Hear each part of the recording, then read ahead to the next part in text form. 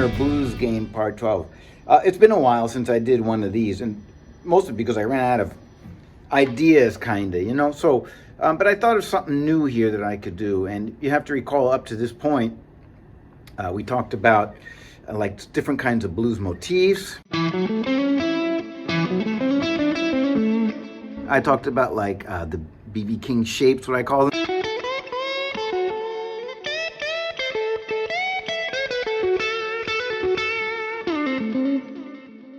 And then I talked a little bit about arpeggios,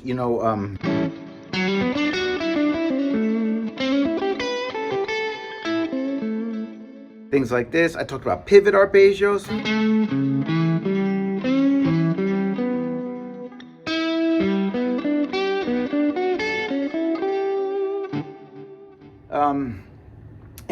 And I then on the most recent one, I explained that most of these latter ideas are from jazz, right? So I was kind of being a blues ninja and tricking you into playing jazz without you knowing it. Okay, so anyways, today I'm going to talk about one more technique that's a jazz technique. Now, before anybody moans and groans, because some people say, oh, that jazz sound doesn't belong in the blues. Blues is a down-home, dirty kind of sound. It's all a matter of opinion, right? And so, but strangely enough, everything sort of comes from the blues. So, I mean, if you're playing jazz, you should be learning blues. And by those same standards, if you're playing blues, there's no good reason why jazz motifs won't work in there either.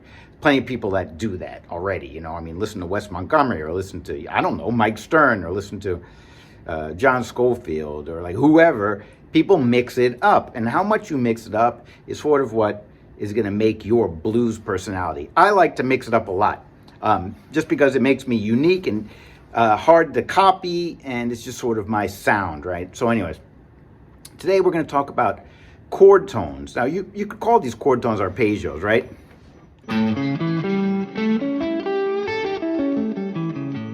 So first of all, I'm going to teach you that you can approach by a chromatic note below, okay?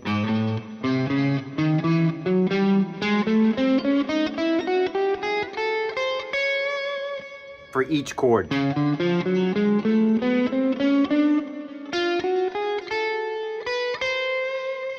Right? Now next, well, let's just see what that sounds like.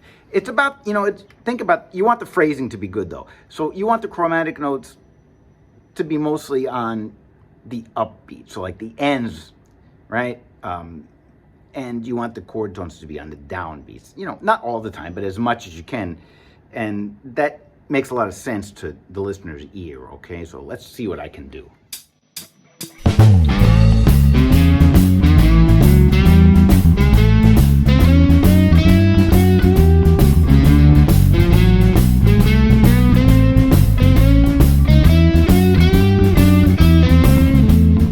Okay, so next, you can approach from like a scale tone above. What's the scale going to be? In this case, we're not playing the pentatonic scale. We're thinking about the A mixolydian scale, the D mixolydian scale, and the E mixolydian scale. So they'd be these scales, right?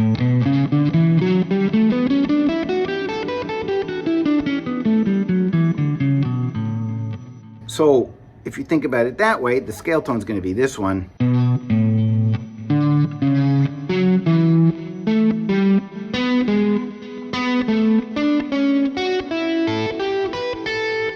D.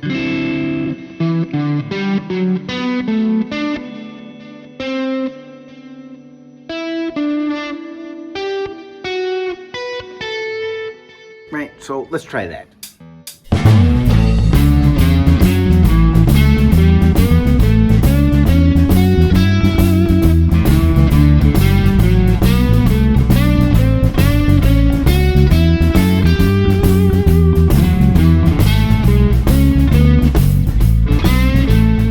Okay, so next, you can mix these up. So in other words, scale tone above, chromatic below. A7.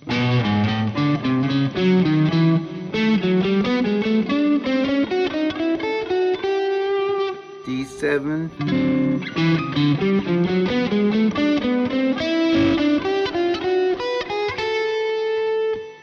E7.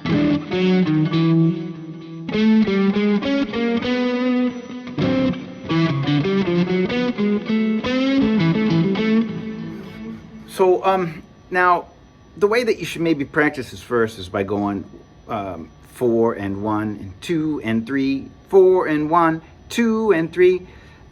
Just for the sake of practice, then I'm going to show you how to make it a little bit more interesting, okay? So for starters, why don't we try to play it that way?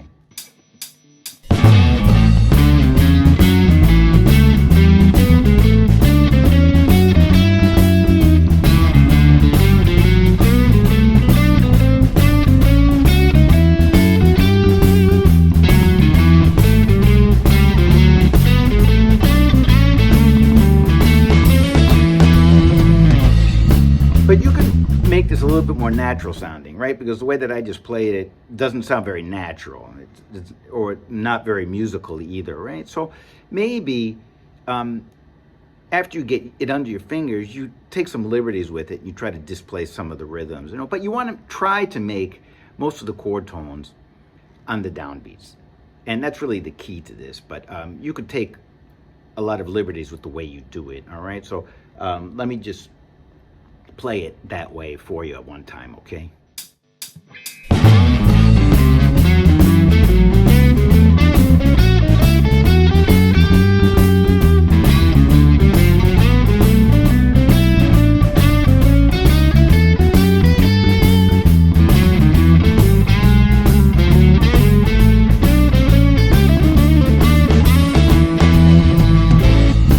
Okay, so next up, it's too much, right? So what we want to do is we want to like mix it in with all the other stuff we've been working on. So let's see if I can do that effectively, okay?